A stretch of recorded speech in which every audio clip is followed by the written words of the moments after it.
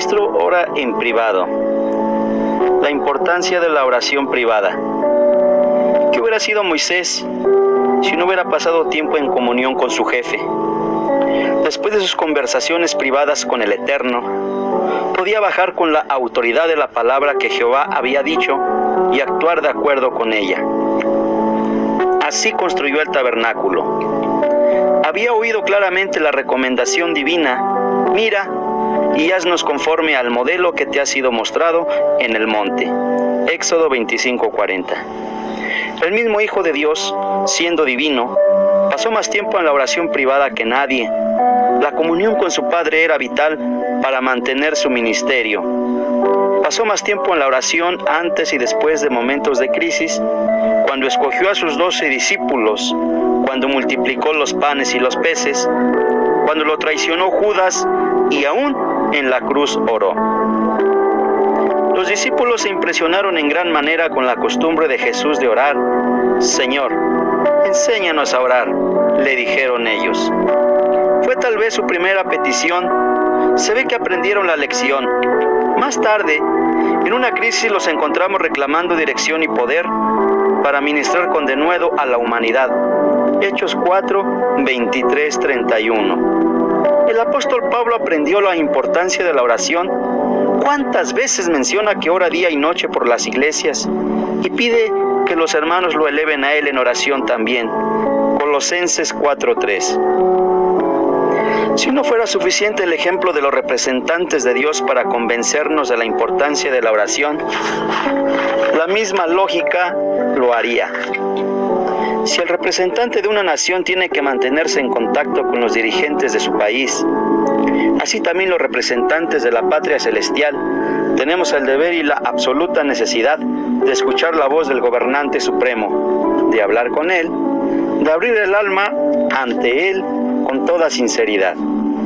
Recordemos que la oración privada es de suma importancia, sencillamente porque somos insuficientes para enfrentar lo que nos espera cada día.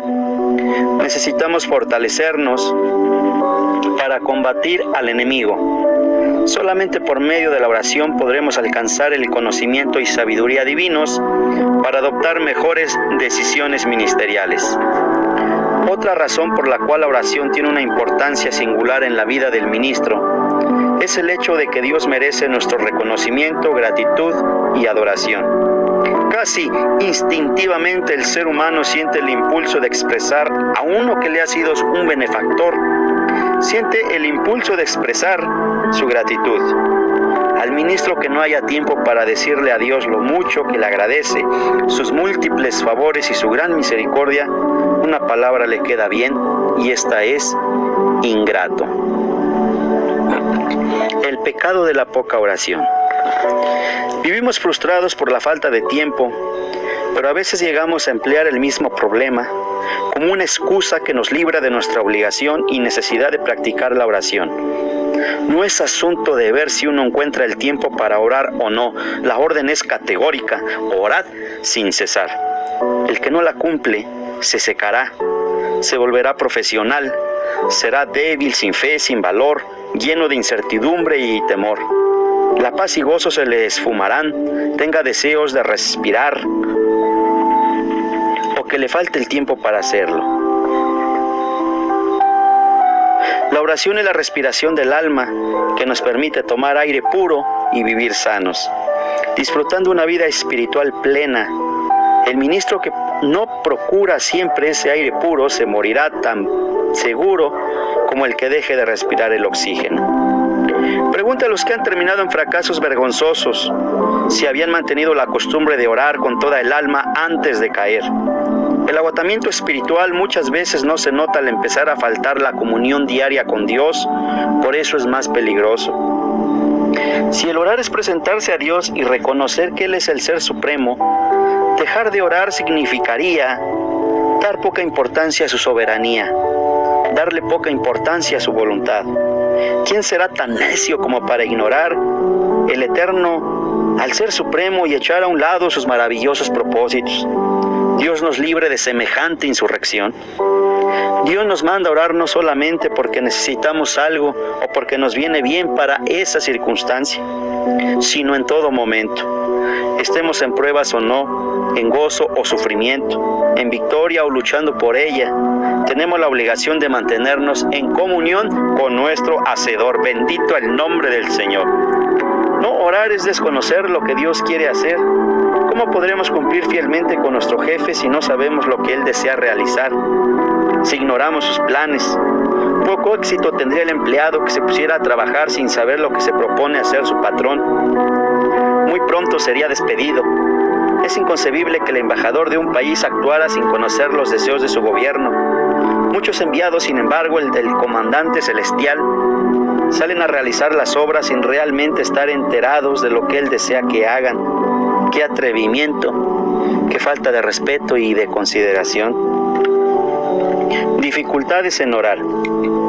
Entre los muchos peligros que acechan al ministro, el mayor es no sentirse motivado para orar.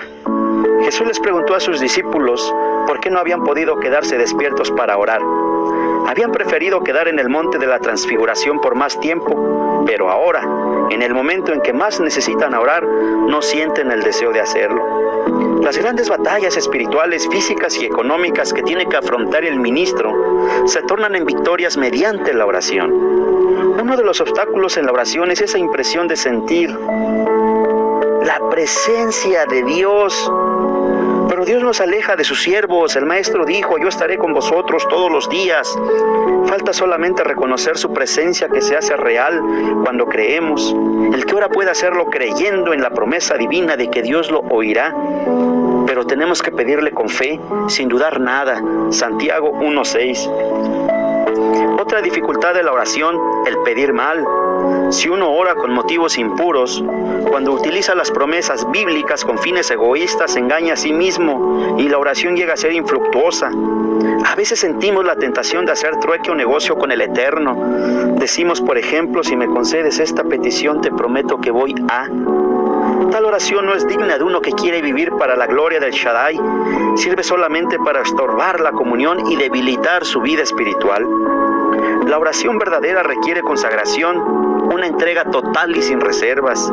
De lo contrario, se contrista al Espíritu Santo. Por eso el Señor dice: bienaventurados los de limpio corazón, porque ellos verán a Dios. Gloria al Todopoderoso, al Santo de Israel, al gran Yo Soy. ¡Viva nuestro Elohim!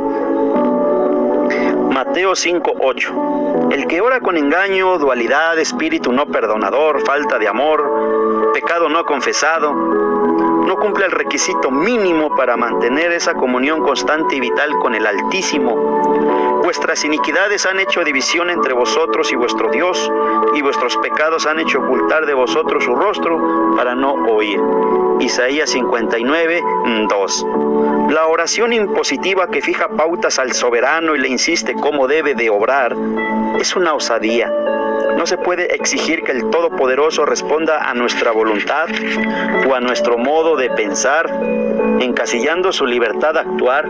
Jesús mismo dijo: no sea como yo quiero, sino como tú. Mateo 26:39. Dejemos obrar al Señor, mantengamos la actitud de María, que dijo: he aquí la sierva del Señor, hágase conmigo conforme a tu palabra. Lucas 1:38. La eficacia de la oración. La eficacia de la oración radica fundamentalmente en la voluntad de Dios. Él es el soberano y hace como quiere, pero obrará en respuesta a nuestra oración. Muchas veces la oración nuestra determina la acción suya. Fíjese cuántas veces las promesas en la Biblia hablan de una respuesta. Pedid y se os dará, Mateo 7:7. Pedid todo lo que queréis y os será hecho, Juan 15:7. La verdadera oración es eficaz porque tiene respuesta en el Señor. La oración cambia la situación. Si tenemos pensamientos de temor o incertidumbre, pueden ser cambiados si Cristo conversa con nosotros. La oración alimenta el pensamiento, siembra la buena semilla en la mente. Todo pensamiento que se anida en el corazón, tarde o temprano será puesto en acción. Cristo es quien llena el corazón con sus pensamientos. Él controla así la mente y dirigirá nuestro ministerio. Dios guardará nuestros corazones y pensamientos. Filipenses 4, del 7 al 9. La oración se convierte en un medio por el cual Dios nos guía. Cuando al pueblo de Dios le faltó agua y pan en el desierto, Moisés fue guiado y enseñado por Jehová en la oración. Josué fue dirigido en las tácticas de la conquista por la oración. La oración es eficaz también para ayudarnos a resistir los embistes del enemigo y sus asedios. Orando encontramos la fortaleza divina que nos asegura la victoria. Seamos muy prontos para clamar en oración cuantas veces sentimos que las corrientes malignas nos arrastran. ¿Cómo ser un hombre de oración? Hace algunos años un médico le dijo a una joven paciente, luego de diagnosticar que su desgano para trabajar y estudiar podía ser motivado por deficiencias vitamínicas y que recuperaría rápidamente con un sencillo procedimiento. Pero añadió que si la causa del desgano era la falta de voluntad, estaría fuera de su competencia profesional resolver ese problema. Así es la oración. Se llega a ser un hombre de oración por el camino de la voluntad persistente. Si no existe la mínima disposición, sería inútil toda regla para tener éxito. El más interesado en que tengamos una vida de oración, sin embargo, es el diseñador de ella, Cristo Jesús. Hallamos un cuadro conmovedor de ese intenso deseo del Señor de participar en una verdadera comunicación con su iglesia, en Apocalipsis 3:20. La misma figura bien puede ilustrar en el caso de la vida de algunos ministros. Cristo llama, golpea la puerta, busca llamar nuestra atención. Da tristeza pensar que toca la puerta del corazón de un ministro para tratar de interesarlo en una participación más íntima con Dios. Entraré con Él y en una comunión cenaré con Él. Pero todo depende de la voluntad del ministro, dice, si alguno oye mi voz. El ministro no llegará a ser un hombre de oración si no aprende a adorar. Si Dios se esfuerza por encontrar verdaderos adoradores, es porque considera de mucha importancia la adoración. Juan 4:23.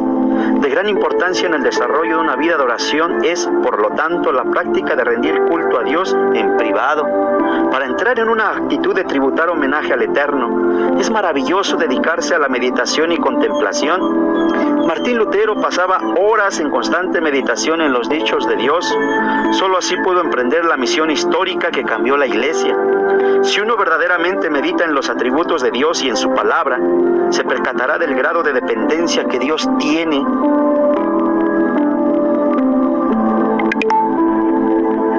que tenemos nosotros en el Señor. Veremos la grandeza de Él y su propia pequeñez que nosotros tengamos en la mente se esfumará. Todo orgullo y comprenderemos mejor lo que significa para nuestra persona la gracia del Todopoderoso. Cultivemos la costumbre de meditar en todo momento, mientras viajamos o realizamos tareas en nuestro hogar o en el templo, mientras leemos o escribimos.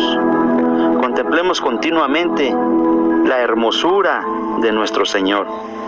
Tal vez nos haga dejar por un momento el lapicero o el martillo para introducirnos en el éxtasis de la adoración, nos haga oír su voz, sentir su gloria, su fuerza, su ayuda y la seguridad de que Él nos acompaña.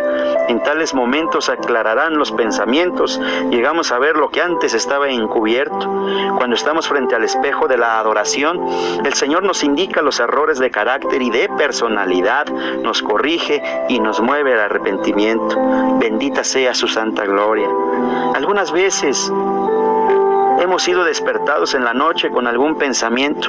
Al escribirlo, nos percatamos de que no era nuestro, sino de Dios. El Señor había llegado nuevamente a la puerta para llamarnos. Nos ha llamado y espera que le respondamos. Cenaremos con Él y Él con nosotros. La práctica de la meditación puede ayudar cuando la mente se cansa y divaga, en los contratiempos de nuestras vidas. Antes que en las cosas que dan vida, lo que tenemos que hacer es persistir una y otra vez en volver al pensamiento espiritual, a esa meditación en la bondad del Todopoderoso. Así forjamos el hábito de apartarnos de toda trivialidad que nos rodea y nos concentraremos en el Señor. Así quedamos libres de interferencias en la comunión con nuestro Padre, nuestro mejor compañero y amigo, nuestro bendito y Salvador Jesucristo. La meditación adquiere la sensibilidad de captar las ondas más sublimes del cielo, hace revivir las experiencias, evaluarlas, sacarles provecho. Como Moisés, Pablo y otros recibieron revelaciones maravillosas de parte del Eterno, así el Espíritu Santo nos quiere cautivar en la meditación y contemplación para llevarnos a la adoración. Nos arrebata y nos muestra los secretos del Dios. Esto es lo que las Escrituras quieren decir cuando afirman que ningún simple mortal ha visto, oído ni imaginado las maravillas que Dios tiene preparadas para los que aman al Señor. Nosotros las conocemos porque Dios envía a su Espíritu a revelárnoslas. Su Espíritu escudriña y nos revela los secretos más profundos de Dios. 1 Corintios 2, 9, 10. La meditación es la parte de la adoración en que uno se ocupa más bien en escuchar que en hablar. Los verdaderos adoradores esperan silenciosos, expectantes, hasta que Dios les hable. La oración consiste tanto en callarse como en expresarse. El que adora desea dedicar algo al Señor porque reconoce la superioridad de Dios y sus derechos totales sobre todo. Adorar es entregar toda la vida, el ministerio y el tiempo. Es reconocer que todo es de Él y para Él.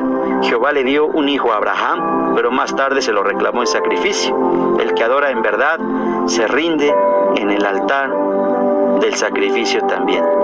Bendito sea el nombre de nuestro Dios.